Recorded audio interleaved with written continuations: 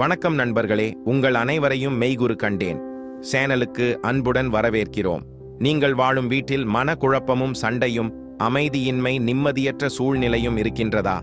ஒரு சில உறவுகளாலும் நண்பர்களாலும் கண்திஷ்டி, போட்டி பொறாமை, மறைமுக எதிர்ப்புகள் மற்றும் மருத்துவ செலவுகள், விரய செலவுகள், கடன் தொல்லை போன்ற விஷயங்கள் இருக்கின்றதா?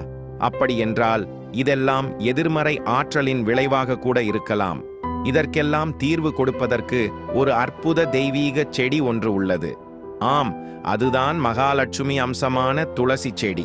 இந்த செடி ஒரு சாதாரண செடி அல்ல.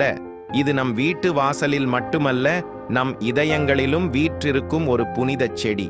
இந்த செடி தரும் வாசனையும் அதன் ஒவ்வொரு இலையும் நம் வாழ்வில் அளப்பரிய நன்மைகளை கொண்டு வருகின்றன. மத நூல்களிலும் ஆயுர்வேதத்திலும், ஏன் நம் முன்னோர்களின் வீட்டிலும் தினமும் துளசியை வணங்கி அதன் அற்புதமான சக்திகளை உணர்ந்திருக்கிறார்கள். அந்த ரகசியங்களை இந்த காணொளியில் நாம் பார்க்க இருக்கிறோம். நீங்கள் இந்த சேனலுக்கு புதியவர் என்றால் மறக்காமல் சப்ஸ்கிரைப் செய்து அந்த பெல் ஐகானையும் அழுத்தி விடுங்கள்.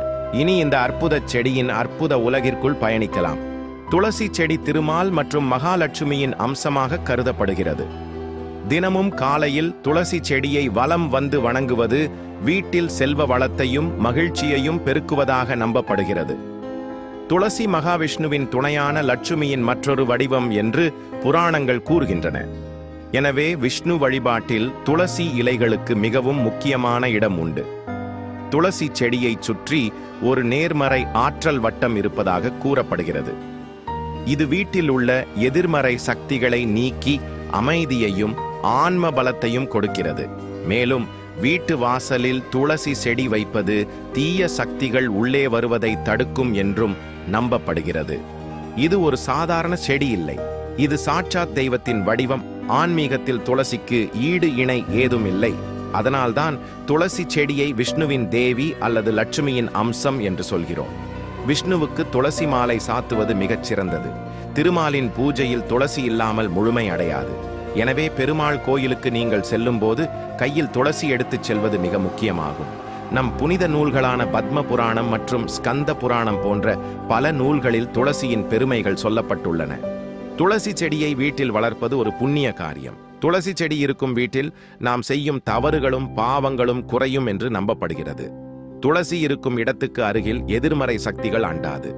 எனவே நாம் துளசி செடிக்கு முன் விளக்கேற்றி வணங்குவதன் மூலம் நாம் பல பிறவியில் செய்த பாவங்கள் முற்றிலும் நீங்கும். எனவே துளசி செடியை வீட்டு முன் பக்கத்தில் வைத்து வழிபடுவது மிகவும் நன்மை பயக்கும். சிலர் அடுக்குமாடி குடியிருப்பில் இருப்பவர்கள் ஒரு தொட்டியில் வைத்து வீட்டு வெளியிலோ உள்புறத்திலோ வைத்து வணங்குவது மிகவும் நன்மை பயக்கும்.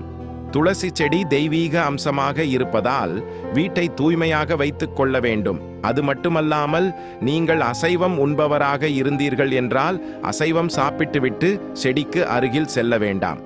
கூடிய விரைவில் அசைவத்தை விட்டு விடுவதும் மிகப்பெரிய நன்மையை தரும். பத்ம புராணம் சொல்வது என்னவென்றால், ஒருவன் தன் இறுதி காலத்தில் துளசி செடியின் அருகில் இருக்கும் நீரை குடித்தால் அவனது பெரும் பாவங்கள் கூட நீங்கும். மேலும் துளசி இலைகளால் விஷ்ணுவை பூஜிப்பவன் பல யாகங்கள் செய்த பலனை பெறுவான்.